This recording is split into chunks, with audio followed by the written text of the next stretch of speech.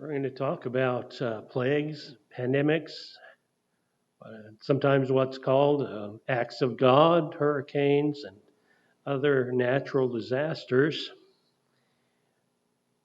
I think there's no shortage of, I might call, superstition or conspiracy theories when it comes to pandemics like COVID-19, where they think, oh, if you just do this or this, then you'll be fine, or many other things that people might say.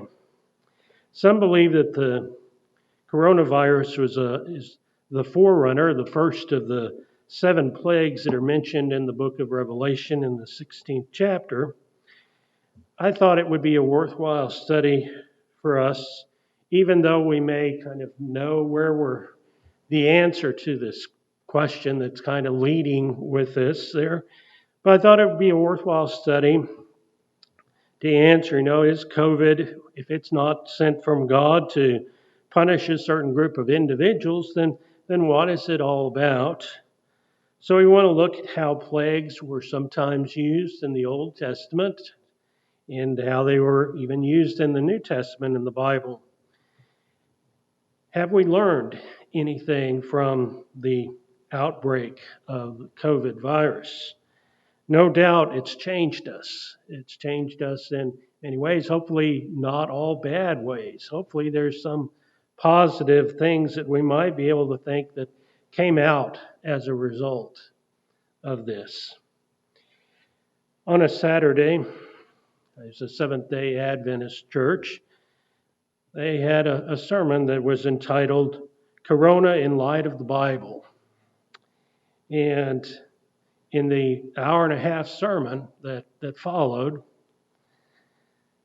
they described the plague, the coronavirus, and compared it to the plagues that are in Revelation, the 16th chapter, and then also drew some parallels to the 10 plagues that were visited upon Egypt.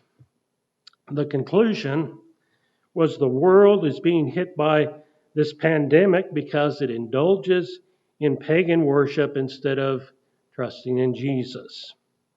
Now, there's going to be a couple of differences between what we're going to hear tonight and versus that sermon. One, I didn't come to that same conclusion.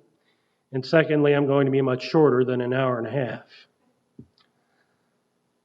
The first plague in Revelation, the 16th chapter, is in verse 2. And we kind of see where he got the idea of why he said the coronavirus was against a certain group of individuals. It says, then the first went and poured out his vial upon the earth, and there fell a noisome and grievous sore upon the men which had the mark of the beast, and upon them which worshipped his image. Most of us here are living through a year and a half now of what's kind of been unparalleled in our lifetime. We have never had this type of thing happen to us. We're too young to remember the Spanish flu or anything along that line. That we grew up in a world that we had all these prescription drugs that we can take that cures a great many things, or at least mask a lot of symptoms. There we have life-saving vaccines that we take for granted. We have no memory of a time when disease brought the world to a standstill and shut down entire economies. We could not have predicted that 2020 would have included us wearing masks and travel restrictions and shortages of all sorts of goods and services and the economic turmoil that has ensued. A longer view of history reminds us that we are not the first community to experience or have to reflect upon a time of plague or pandemic. So what can we learn from history that as we continue to navigate our life through this one? First of all, we find that a lot of people want someone to blame when it comes to the pandemic. Now, Job, when he was afflicted with the many things that he suffered, He said, "In all this, Job sinned not, nor charged God foolishly." Throughout history, people have, and I think this is an important uh, idea, I think that hopefully we all agree with.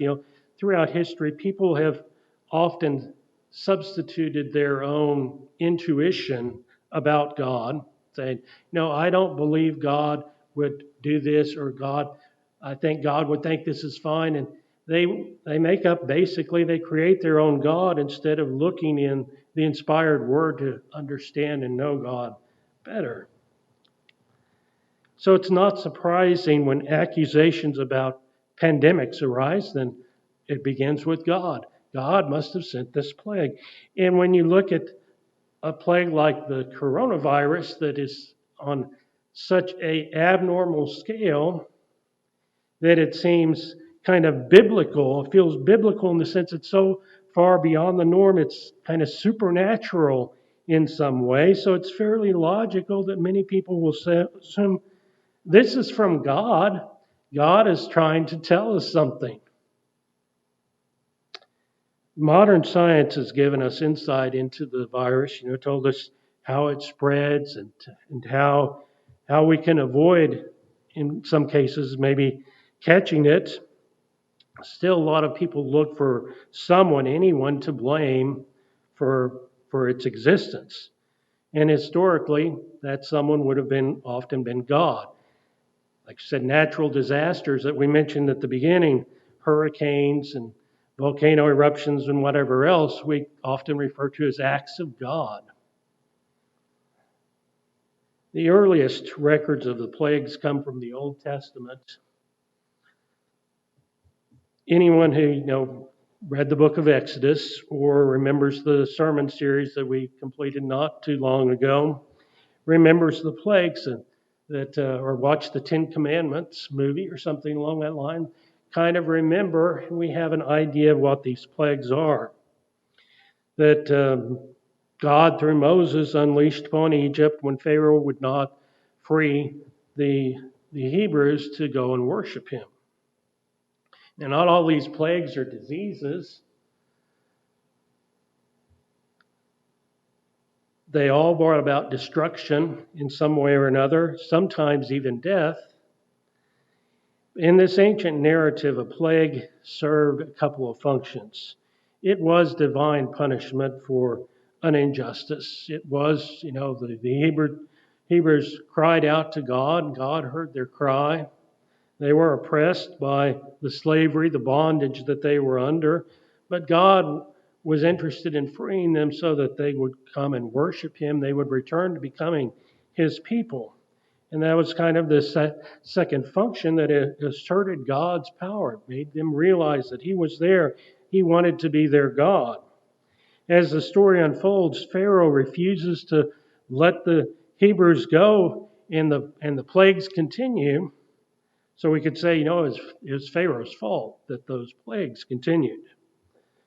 Throughout history, humans have tried to sought explanations for things that were beyond control or beyond understanding. And while God is often credited as the sender of plagues and pestilence, usually many will try to rationalize it. Say, why is this happening? We tend to look for scapegoats in this way. In the 1980s, HIV/AIDS was very big and very scary then, and that pandemic, if you would describe it as that, was blamed a lot of times on the homosexual community. Now, while that sinful lifestyle may have increased your chances in some way of catching that disease, it is certainly by no ways the only way of catching it, and was not the only targeted group that would have it. So no, that was not right. When ex-President Donald Trump, repeatedly referenced the coronavirus as the China virus. He's looking for a scapegoat, something to pass blame off and say, I can't control it, we can't stop it, we can't cure it, but maybe we can deflect some of the blame. And it's not my fault.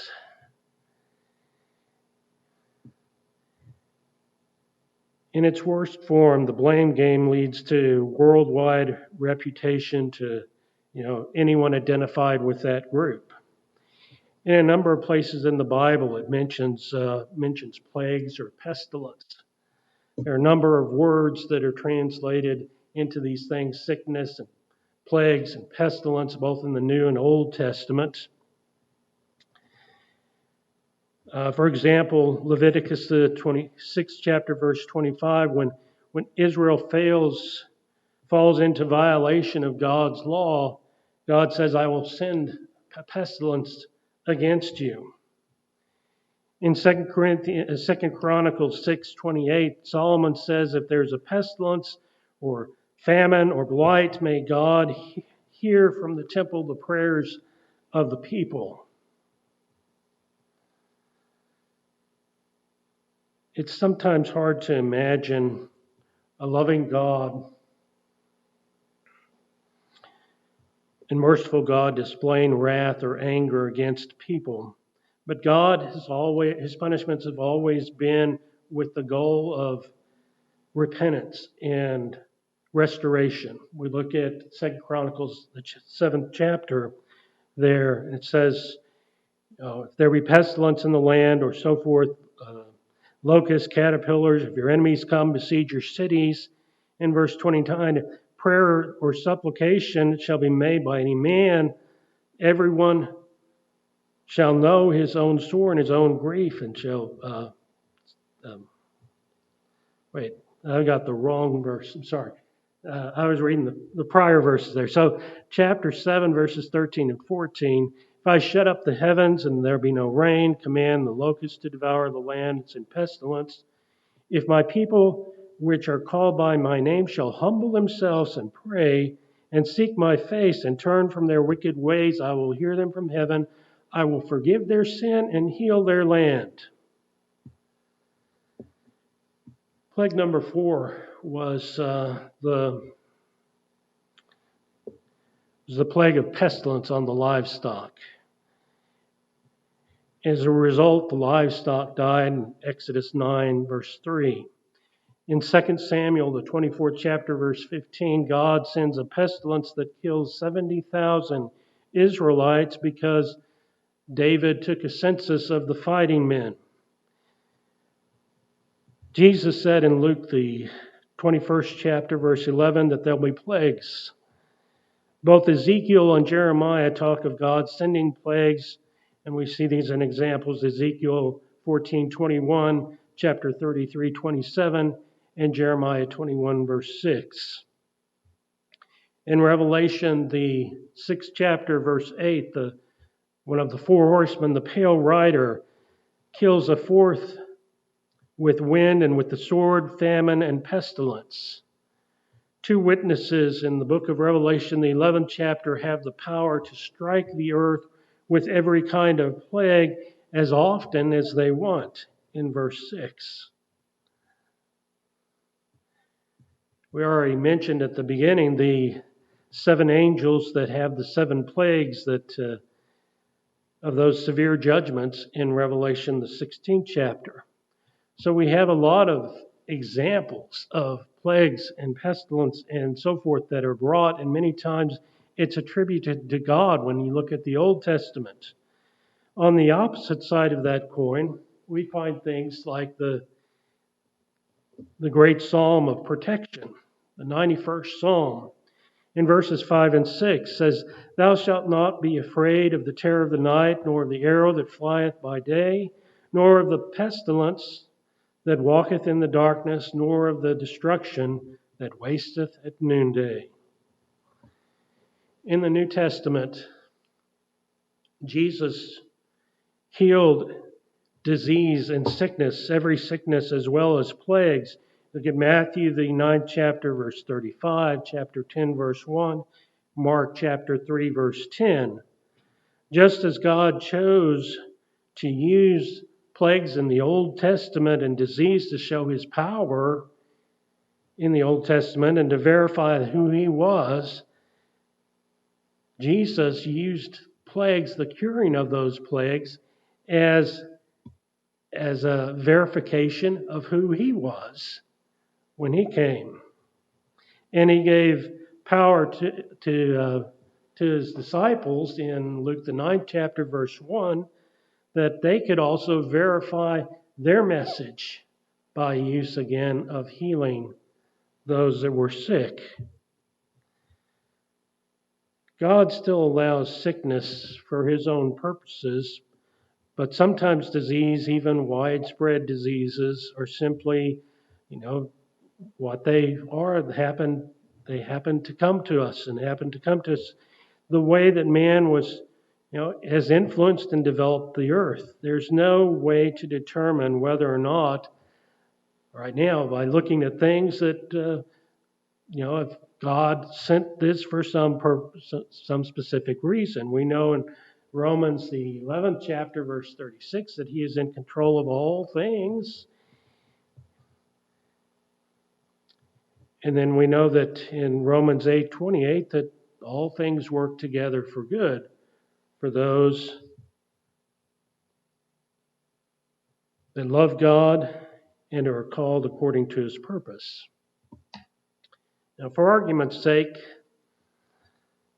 let's accept for the moment that COVID-19 is a plague. Some argue that point, saying that the percentage of people that are actually dying as a result of the plague is very small, therefore might not be statistically considered that way. Those that have lived through it and had to suffer through it may have a different idea there. The latest death statistics in the United States now, the death toll is above 621,000 and over 36.5 million cases. So the death rate, if you just use that, is about 1.7%. Granted, there's other health complications often involved here. But you compare this to, you look at an historian, Walter Trindle, in his book talks about the Black Death of the 1300s. There, about 24 million died in Europe, about half the population of England. So when we compare ours to that, we think, well, that was pretty mild. Or we have something mild, but again, maybe those that suffered from it may have a different opinion. We do not know yet either how this will continue to evolve, how long it will continue to last, next months or years. So why did God allow this pandemic to exist and become? Sometimes in the Bible, plagues are sent for a direct purpose. We saw that in Leviticus, the 26th chapter, verse 25. And we see, other times where the plague did have a reason, but otherwise sometimes did not have a reason other than just bringing people back to him, making them realize their need for God. If we're to believe that COVID is God sending punishment for a sin, we would have to look at everyone that gets it as someone that deserved God's wrath. The apostles made this same mistake. In the Gospel of John, said that as they were passing by, they saw a man that was blind from birth. And his disciples asked him, Master, who did sin, this man or his parents, that he was born blind? Well, it seemed very obvious right at first, like he was born blind. He would have had to sin before he was born if he was born blind. But anyway, Jesus' answer says, neither this man nor his parents sinned. His blindness was not an act of God punishing him for some sin. This was the argument of Job's friends. Job had friends that came and visited him once he had lost all those things and bad things that had happened to him. And they came and said, these things are happening to you, Job, because you've done some horrible sin. You need to make it right. You need to repent. You're being punished. Additionally, we're told in a parable In Matthew, the 13th chapter, even though in Old Testament times we're told that, that there were populations like the Great Flood, Sodom and Gomorrah, where God destroyed populations and brought destruction upon them for their wickedness. This parable says it's not going to happen anymore.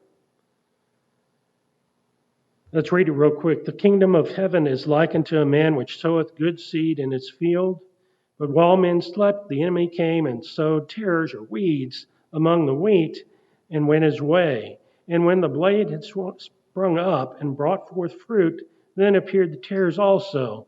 So the servants of the householder came and said unto him, Sir, didst thou not sow good seed in thy field? From whence then hath it tares? He said unto them, An enemy hath done this. The servant said unto him, Wilt thou then that we go and gather them up? But he said, Nay, lest while you gather up the tares, ye root up the wheat with them. Let both grow together until the harvest. And in the time of harvest I will say to the reapers, Gather them together, first the tares, and bind them in bundles, and burn them, but gather the wheat into my barns. I think we can know without any doubt that when bad things that do happen on a global or, sometimes a specific area nature, hurricanes or what have you, they're not brought against a certain group of people just because they were wicked. How should we approach then as people of God?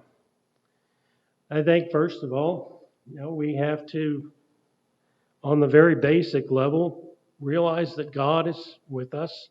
God is a help in time of trouble. Psalm 46, verse 1, God is our refuge and strength, a very present help in trouble. But we shouldn't take this to mean that we just cry out to God and pray to Him and take no thought, no precautions, and nothing else, and just assume that God will keep us safe. Prayer and precautions, vaccines, mask, whatever happens to be, could be the thing that helps us as well survive through these troubled times. If we're truly interested in our health, in addition to prayer, we would take actions that would promote health and avoidance to those things that would bring sickness. However, death does come to us all. Genesis 3:19 tells us that we were made from the dust of the earth and will return to it. Life is uncertain, it's fragile, at the best and the worst of times. Ecclesiastes, the 9th chapter, verse 2 says that all things come alike to all. There's one event to the righteous and to the wicked, to the good and to the unclean, to the clean and unclean, to him that sacrificed, to him that sacrificeth not, as is of the good, and also to the sinner.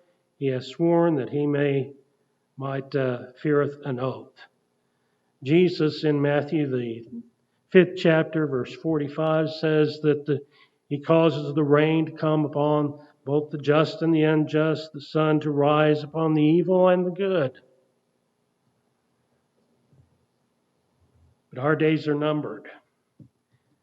Ecclesiastes, the 3rd chapter, verse 2 says there's a time to be born, a time to die. We might be able to eat nacho cheese fries and live till we're 99. Probably not. But if that's what God has in store for us, then that will happen. Or we could be vegan and exercise every day and get hit by a bus at 21. Some refer to that as the sovereignty of God.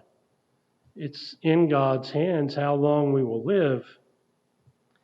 Christians in other generations lived without a lot of things that we have. Modern medicine, sleeping aids, antidepressants, health insurance, pension plans, a great many things that we have. They had to trust in God. They had to cling to Him as part of God's faithful. They knew that life was going to be hard, and then at the end they would die. The appearance of pandemic diseases tied to God's specific judgment of sin, no. I think we can absolutely say that. But from the start, we also said, I believe it can teach us something. It can bring us back to God. Since no one knows the time of Jesus' return, we do need to be careful about saying, times are really bad. This must mean time is close to an end. We don't know. But disease should remind us that life on earth is brief and can be lost at a moment. And as bad as diseases are, hell will be much worse. The Christian has an assurance of salvation and hope in eternity because of Jesus Christ and what he did. Hebrews 9:28, so Christ was once offered to bear the sins of many, and upon them that look for him he shall appear a second time without sin unto salvation.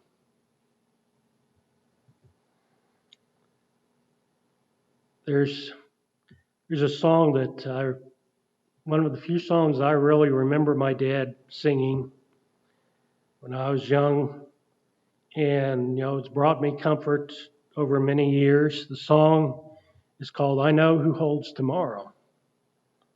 It's written in 1950 by a traveling preacher, and the song was written about trust during a time of agony and doubt in life. Now, this particular preacher's wife battled addiction, left him for another man. If you can imagine 1940s, that type of scandal must have been, horrific for him.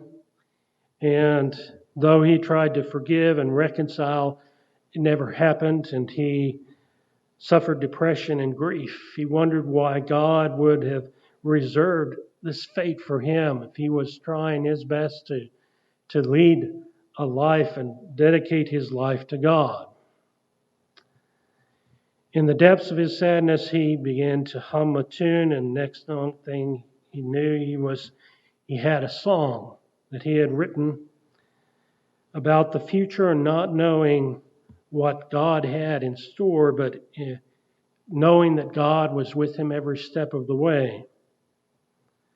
I remember the first time, as I said, remember my dad singing, I don't know about tomorrow. I just live from day to day. I don't borrow from its sunshine, for its skies may turn to gray. I don't worry o'er the future, for I know what Jesus said, and today I'll walk beside him, for he knows what is ahead. Many things about tomorrow I don't seem to understand, but I know who holds tomorrow, and I know who holds my hand. I believe those words. I don't know why things happen the way they do. I get angry, I get frustrated, I get deeply concerned about, sometimes the way what looks like, the world is going crazy. They're not listening to reason. But at the end of the day, my hope is not in man. It is in Jesus. I know who holds tomorrow, and I know who holds my hand.